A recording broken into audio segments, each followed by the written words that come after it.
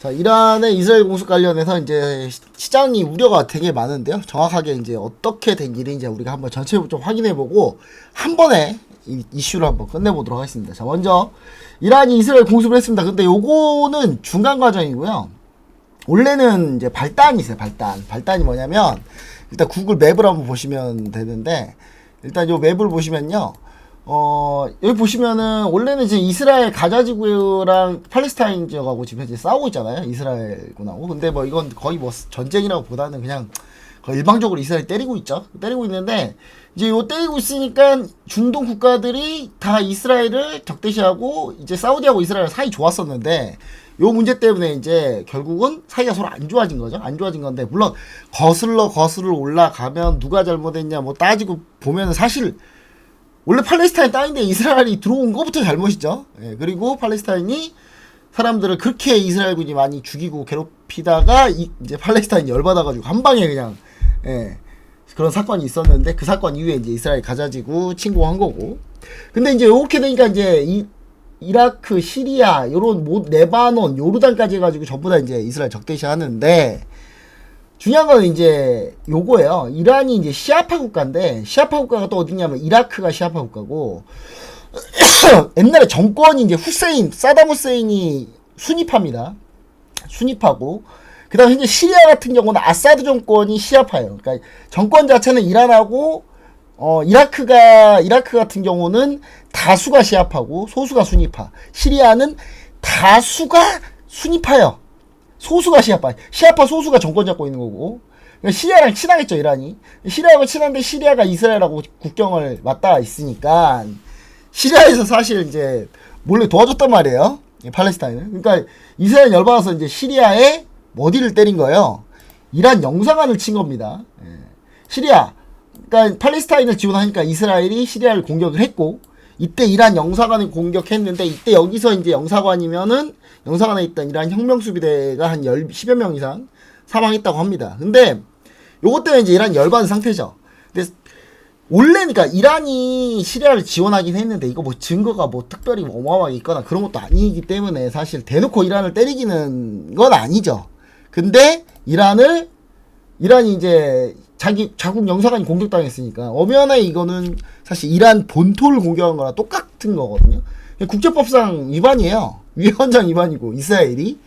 근데 이제 이스라엘이 그럼 모든 나라들이 이스라엘 비난을 해야 되는데, 아니 유럽하고 미국은 이스라엘 비난을 안 해요. 그러니까 이란이 열받아가지고 결국은 그냥 이란이 열받아서 결국 공격을 한 건데, 그래 공격하면서 미사일과 드론을 날렸습니다. 다 수백 기 정도 날렸죠. 근데 이제 이란 이런 분노를 한 거죠. 너네 이거 선택적 정의 아니냐 이거. 이란은 공격 안 하면 이게 문제가 되는 거죠. 지금 이란 같은 경우는 지금 최고 지도자가 누구예요? 이란 최고 지도자 하메네이가 최고 지도자인데, 이란은 신정, 그러니까 종교하고 정치하고 일치해요. 그러니까 하메네이가 최고 지도자, 대통령이 라이시인데, 이게 이제 우리가 예전에 대통령이 누구냐면 전 대통령이 로한 하산 로하니. 근데 이제 전 대통령 하산 로하니는 온건파였어요. 이란에서. 근데 문제는 이제 이란에서 온건파가 있을 때는 그나마 좀 유럽하고 좀 미국하고 좀 얘기 좀 했는데, 이제 하메네이가 최고 지도자고 대통령은 사실상 권한은 그냥 뭐 외교 정도?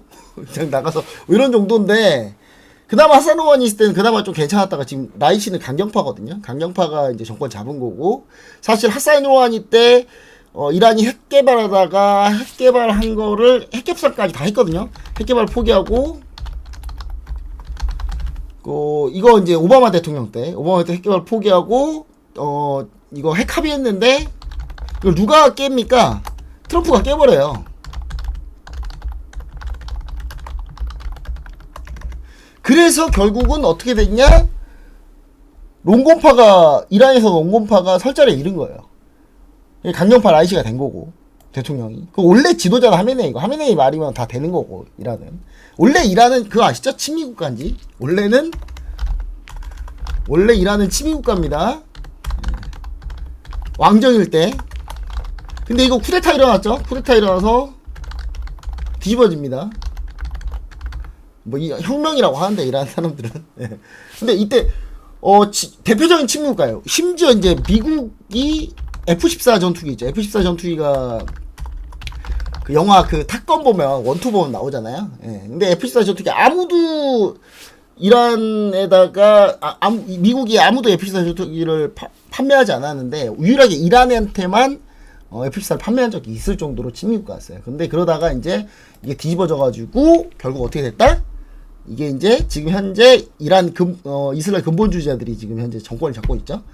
이게 꽤 오래됐습니다. 예, 오래됐고 이제 그 뒤에 일어났던 일이 뭐냐면 이라크하고 전쟁, 이란 이라크 전쟁이 있었죠. 이건 이제 왜 그러냐면 이제 이라크 같은 경우는 다수 시아파, 소수 순위파인데 순위파가 정권을 잡고 있어요. 순위파 대표적인 사람이 누구죠? 사담 후세인이 순위파예요. 그러니까 서로 사이가 안 좋겠죠. 이란이 시아파 맨주인데 아니 소수 순위파가 다수 시아파를 핍박하고 있는데 가만히 있겠습니까? 전쟁 날 수밖에 없죠. 전쟁 나고 그 다음에 이제 나온 게 걸프 전쟁. 그 다음이 걸프전이고. 그런 이제 뭐 이런 상황 역사는 이렇습니다. 그리고 지금 이제 하메네이가 최고 지도자 독재한 지 꽤 오래됐고. 대통령 라이시인데 강경파고요. 그러면서 이제 이란이 유럽하고 미국하고 대화를 안 하죠. 잘 안 하게 된 거죠. 러시아하고 친하게 지내고 그런 상태인데 그래서 이제 이란이 당연히 이란이 사실 이스라엘하고 사이가 안 좋기 때문에 공격할 수밖에 없고 이런 상황에서 이제 이란은 공격을 한 거고요. 자국 영사관 당연히 공격하죠. 근데 중요한 거는 이란이 이렇게 공격하면서 A는 차렸어요.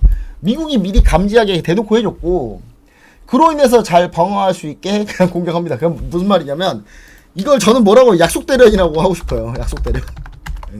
약속대련인데 그러니까 한마디로 이란이 이렇게 쏴야 되잖아요. 일로. 이게 2000km가 넘어요. 이 사이가 2000km가 넘는데 그러려면 여기 지나야 되거든요. 시리아 이런 데 다 지나야 되는데 그럼 어떻게 돼야 되느냐. 시리아에서 쏘든가 해야 돼요. 여기로 쏘면 이제 미사일 같은 거밖에 못 쏘는 거고. 근데 요 사이에 이제 이라크에 미군이 있잖아요. 이렇게 미군이 중간에 요격하고 지중해에 있던 항모전대 이지스함이 일로 와가지고 여기서 방어해주고 그렇게 해가지고 이제 어느 정도 좀 이스라엘이 피해 없이 끝났는데 솔직히 거의 약속대로이죠. 우리가 여기 때릴 거니까 막아라 이렇게 한 거예요. 근데 이제 사실 이스라엘은 이란하고 마찬가지지만 둘 다 지상전은 좀 불가능합니다. 거리가 2000km가 넘으니까. 오로지 미사일 드론전인데 문제는 이스라엘은 본토 공격 못해요 절대. 왜냐? 너무 멀잖아요. 탄도미사일 쏠 수 있어요. 이렇게 탄도미사일 슝 해가지고 이렇게 쏠 수 있거든요. 근데 이거 탄도미사일 쏘잖아요. 쏘면 시리아, 이라크 가만 안 있어요. 요르단이랑 전부 다. 자국 영공 지나는데, 그쵸? 탄도가 아무리 고각으로 쏜다고 해도 지나면 기분 나쁘잖아요 일단. 그쵸? 그리고 중요한 거는 이란은 근데 이스라엘 공격이 가능해요. 왜냐? 시리아, 이라크가 다 자기네 편이니까.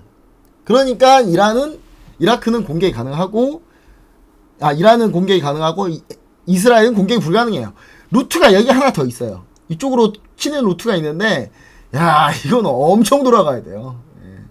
엄청 돌아가야 되는데, 또 이가 카타르가 사실 옛날에는 이제, 친사우디, 순위파 국가 편이었는데, 카타르가 요즘 중립이란 말이에요.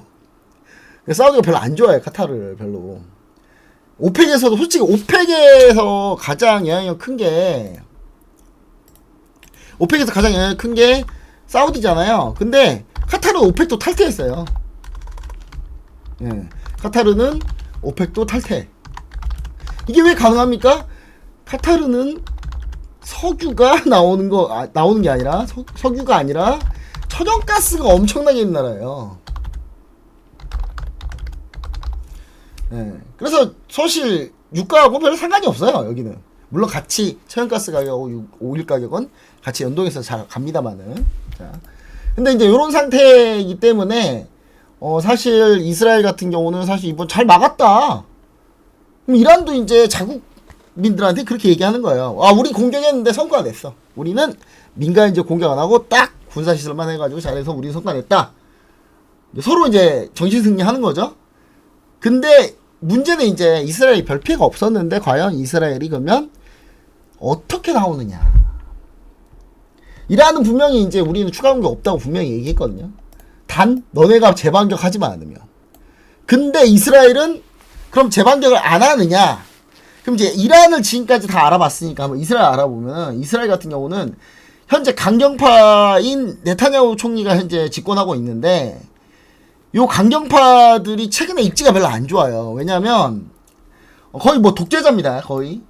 그리고 작년에 이스라엘이 대규모 시위가 있었는데 뭐냐면 사법권을 이 네타냐후 총리가 무력화시켰어요. 그 말은 무슨 말이냐면 그러니까 행정권이 사법권을 우선하는 그런 그 헌법 바꾸고 막 이랬거든요. 그래서 이제 요것 때문에 지금 난리가 났어요. 이스라엘은 이 독재자다 네타냐후. 근데 이제 그러면 이제 네타냐후 총리는 사실상 야권하고는 거의 거리가 이제 완전히 등을 줬고, 그럼 자기 편은 뭐예요? 오로지 다 강경파들인데 만약에 여기서 반격 안 하면 강경파들도 등 돌릴 수 있다는 거죠. 예. 강경파도 등 돌릴 수 있다는 겁니다. 그러니까 재반격을 안 하고 끝나면 분명히 이거 자기 네타냐후 총리 지금 완전히 입지 잃었는데 여기서 내부 강경파들 마저도 사이가 틀어지는 그런 상황이 생기는데 그럼 공격할 수밖에 없지 않을까. 나는 이제 이 딜레마에 있죠. 근데 공격을 하자니 또 미국은 뭐랍니까? 공격하면 너네 공격 난 반대다. 공격 같이 참여 안 한다. 그럴 수밖에 없죠. 미국은 지금 당장 이거 공격하면 난리 나는데 다시 재반격하면 난리 나는데 러시아도 지금 현재 흑해함대 중에 하나가 일로 오고 있어요. 일로 와서 이스라엘 압박하는 거죠. 너네 재반격하면 우리도 참전할 수 있어. 이런 식으로 이제 압박하는 건데 뭐 하진 않을 건데 러시아가 지금 일단 우크라이나 전쟁도 아직 다 정리가 안 되고 있는데 자 지금 이제 이스라엘 국민이 네타냐후 지지하지 않고 심지어 지금 시위 중인데 최근에 10만 명이 운집한 시위가 있었어요. 자 그렇기 때문에 네타냐후는 어차피 자기 지지 세력이라는 강경파라도 잡으려고 지금 그렇게 할 텐데 그러려면 재반격해야 되거든요. 근데 네타냐후가 입지가 얼마나 안 좋냐면 네타냐후 아들이 있는데 애가 이제 가자지구 전쟁이 지금 벌어지고 지금 한참 현재 진행 중이죠. 근데 이때 이제 보통 이제 입대하고 해야 되는데 32살밖에 안 먹은 놈이 미국 플로리다 도망가가지고 클럽에서 쳐놀다 걸렸어요 또. 하여튼 진짜 왜 어떻게 모든 나라 정권 잡고 있는 애들은 왜 이렇게 다 한결같아. 클럽 가서 쳐놀다 걸렸어요 또. 재반격은 해야 되는데 일단 미국이 재반격 반대하고 있죠. 이란 공격 때 이스라엘 방어 도와줬는데 미국이. 근데 만약에 이스라엘이 재반격을 딱 했는데 이란이 진짜요 빡쳐가지고 열받아가지고 호르무즈 해협 봉쇄해버리면 여기가 호르무즈 해협이거든요. 여기 최단거리 그쵸? 여기 이란이 호르무즈 이 페르시아만은요 이란 국경이 가장 많이 걸쳐 있습니다. 그리고 여러분 이쪽은요 홍해는 이쪽은 아무것도 없어요. 자원이 없어요. 여기는 다 어디 있어요? 사우디도 유전지대 다 여기 있고 바레인 다 여기 있고 쿠웨이트 다 여기 있고 카타르 앞바다 여기에 처해가서 엄청나게 많고 아랍에미리트 유전 다 여기 있어요. 전 세계가 다 일로 원유 받아서 일로 나가야 돼요. 제가 잘 화면을 준비했는데 보시면 여기 호르무즈 해협이잖아요. 특히 아시아권 특히 여기서 다 갖고 오는데 인도만 해도 이렇게 해서 원유 수송하거든요. 그리고 예를 들어서 뭐 동남아시아, 뭐 말레이시아, 필리핀 이런 다 어디서 갖고 옵니까?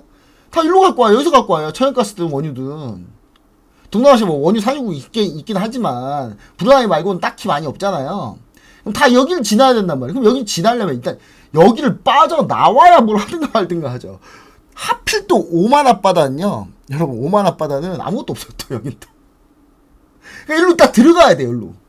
들어가는데 여기 막으면 끝나는 거예요. 근데 여기를 누가 막을 수 있어요? 이란만 막을 수 있어요. 여기는. 사우디가 이란 엄청 싫어하죠. 순위파니까. 사우디 보고 좀 도와달라고 하면 안 되나요? 사우디가 돕고 싶어도 아랍에미리트가 딱 있어가지고 아랍에미리트를 치고 들어가야 돼요. 아랍에미리트 치고 들어가서 여기서 아랍에미리트하고 연합을 해가지고 하여튼 뭐 아랍에미리트 점령을 하든 해가지고 이걸 그러면 이란하고 붙어야 되는데 이게 가능하냐고요. 국토를 봐보세요. 국토를 못 들어가 여기를 사우디는. 그럼 이란이 요 근처 호르무즈 해협 이 페르시아만에 있는 나라 중에 군사력이 어디가 제일 세요? 이란이 제일 세지. 그러니까 해협 봉쇄시키고 싶으면 그냥 봉쇄되는 거예요. 그냥 여기 봉쇄되면 아까 얘기했지만 여기가 다 막힌다. 결국은 여기 이제 이쪽에서 원유를 제일 많이 의존하는 곳이 이 동아시아, 동북아시아 국가들이에요. 중국, 우리나라, 일본. 여기서 쭉 해가지고 이렇게 온단 말이에요. 그러니까 대만 해협도 중요한 거예요. 여기 막히면 끝나는 거예요, 우리는. 여기 막히면 끝나, 여기도 막히면 끝나고. 근데 여기가 제일 위험하잖아요, 여기도. 그쵸? 근데 일단 여기서부터 막히면 끝나는 거고, 어차피. 그렇기 때문에 현재 지금 여기가 막히면 어떻게 돼요? 유가 급등. 그쵸? 유가 급등하면 바이든 대통령 재선 끝납니다. 예전에 우크라이나 러시아 전쟁 때 무슨 일이 있었냐면 유가가 급등했을 때 그때 미국 주유소 가면요 바이든 대통령 그 캐릭터 같은 거 해놓고 조롱 써놓고 막 이랬어요. 조롱할 정도로. 그때 지지율 최악일 때. 유가 올라가면 물가 폭등하고 물가 폭등하면 금리나 물건도 갑니다. 그냥 금리나 못한다고 보시면 돼요. 금리 안 올리면 다행이에요. 그런 부분들 때문에 이제 증시가 두려워하고 있다. 그리고 전반적으로 원래 증시는 뭘 싫어해요? 불확실성을 싫어합니다. 불확실성. 예. 불확실성. 자. 그럼 이제 앞으로 어떻게 될 거 아니야? 오늘 밤쯤에 이스라엘이 재반격할 가능성이 높다라고 지금 얘기가 나오고 있어요. 근데 저는 이제 어떻게 생각하냐면, 이스라엘 재반격할 거다. 이스라엘 제정신이 아니니까. 여러분, 이스라엘 제정신 아니에요? 여러분, 이스라엘이 제정신인 거라고 생각하시면 안 돼요. 자, 물론 이스라엘 그러면 어떻게 재반격할 거냐? 충분히 잘 이란이 막을 수 있게 살짝 할 것 같은데, 그러면 이제 또 어떻게 됩니까? 이란이 또 반격하죠, 그러면. 예, 이란이 또 반격할 겁니다. 그러다가 이제 시간 끌기 되면서 나중에 조용히 가지 않을까. 일단, 당분간은 막, 줄타기 하고 있을 거예요, 아마. 저는 이 불확실성이 좀 오래 갈 가능성이 있지 않을까라는 생각을 좀 하고 있습니다. 예. 하고 있어요. 그래서 저는 이제, 사실 이 부분이 좀 문제인데, 보시면은, 일단 만약에 확전되면요, 유가 올라가고, 물가 상승하고, 유가 올라가면 뭐가 문제예요? 유가 올라가면 CPI, PC 물가 올라가죠. 그쵸?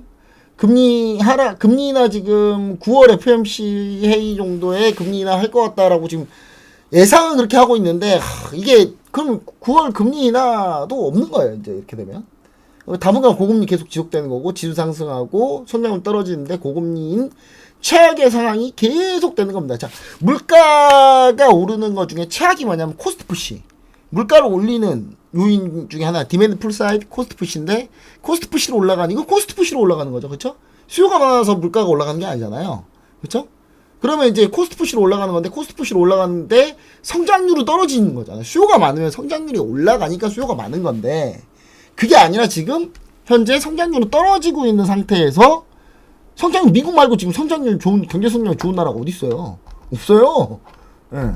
근데 이제, 지금 바이든은 연임하려면 물가 안정이 최우선 목표인데, 지금 지수 하락하고 유가 상승하게 되면, 최악의 경우, 만약에 이란이 호르무즈 해협을 봉쇄해버리면, 그러면 이제 유가는 $100, $100 그냥 가겠죠. $100는 그냥 가고, $150, $130 얘기 나오고 있는데, 사실, 역대 최고, 그때 제가 2008년도에 제일 유가가 한 $150까지 한번 갔었 적이 있거든요. WTI 한번 차트를 한번 보자면, 현재 지금 요 상황인데, 여기를 찍지 않을까. 예. 이런 생각이 현재 드는 겁니다. 근데 다만 이제, 저는 약간 약속대련 식으로 되면은, 유가가 한 $90 언저리에서 왔다 갔다 하는 흐름을 좀 보이지 않을까. 그 정도에서 마무리되지 않을까라는 생각은 하거든요. 근데 지금 현재 오늘 밤에 이스라엘을 과연 어떻게 할 것이냐. 그게 제일 중요할 겁니다. 오늘 밤이 상당히 중요한데, 오늘 밤이 상당히 중요한 포인트다라는 거 여러분들 반드시 꼭 확인하시고, 관련주도 뭐 있습니까? 우리 결국 종목인데, 관련주, 유가 관련주. 유가 관련주 중에 여러분 흥구석유 뭐 GSE 뭐 많이 있죠. 보면은 이제 보통 오늘 같은 경우는 뭐 흥구석유 뭐 GSE 중앙에너비스 뭐 등등등 이렇게 있습니다. 오늘 음봉만 종목도 있죠. 근데 저는 이제 사실 만약 유가 관련주 꼭 할 거면 꼭 단타를 해야 될 것 같으면 여러분 저는 한국석유를 보시길 바랍니다. 한국석유. 네. 한국석유가 제일 그러니까 재무제표상으로도 한국석유가 물려도 나올 가능성이 높은 종목이에요. 왜냐면 일단 기본적으로 실적이 좀 받쳐주는 게 한국석유입니다. 보시면 아시겠지만 네. 다른 유가 관련주 실적 받쳐주는 게 별로 없어요. 물론 정유주를 하면 제일 괜찮긴 하죠. 정유주 SOE 같은 거 제일 괜찮긴 하죠. 근데 이거 언제 움직여요 이거 언제 움직여 이거. 예. 배당 받을 거만 하세요. 배당 받을 거면. 그리고 이제 유가 관련주나 그 다음에 어떤 저는 이제 방산주 좋게 보고 있는데 미사일하고 드론이 계속 미사일 드론전일 거란 말이에요. 2000km가 넘기 때문에 결국은 미사일 드론전인데 그러면 결국 어떤 종목이 괜찮을까요?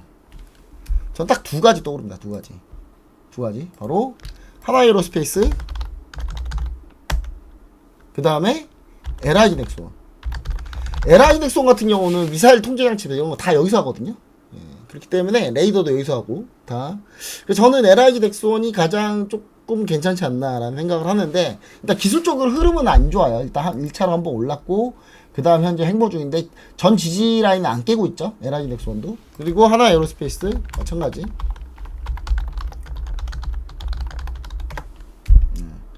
전저점 안 깨고 있는 상태입니다.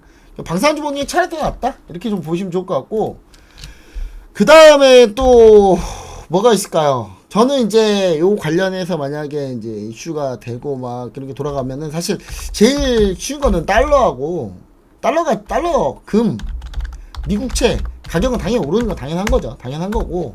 근데 달러는 이제 금리하고 영향이 있죠. 금리가 인하되면 달러 가치는 떨어지거든요. 근데 금리 인하 가능성이 떨어지면 달러 가치가 다시 오르잖아요. 그래서 달러 가치가 지금 다시 올라가고 있고 그럼 달러 가치 다시 오르면 사실 원자재 가격 떨어져야 되는데 예, 그래서 원자재 가격이 약간 주춤하긴 합니다. 지금 달러가 너무 강하기 때문에 예, 근데 지금 상황이 어떤 상황이냐면 금, 달러, 원자재 다 오르고 있죠. 지금 다 오르는 상황이에요. 예. 달러가 강하기 때문에 지금 비트코인 잘 안 가고 있는 거예요, 여러분. 예. 달러가 어차피 비트코인도 달러 표시니까 그래서 이제 그 부분을 좀 생각을 하시고 저는 만약에 이제 요게 이제 오늘 이스라엘 반격이 뭐 약간 약속대련식으로 끝나거나 아니면 반격 안 한다. 그러면 사실 어느 정도 약간 불확실성이 살짝 해소되면서 지수 반등이 나올 수 있다. 이렇게 보고는 있습니다. 근데 저는 이스라엘이 제정신이 아닌 나라이기 때문에 저는 분명히 반격할 거라고 보고 있고 이 반격의 형태가 어떨지 그게 이제 좀 중요하다.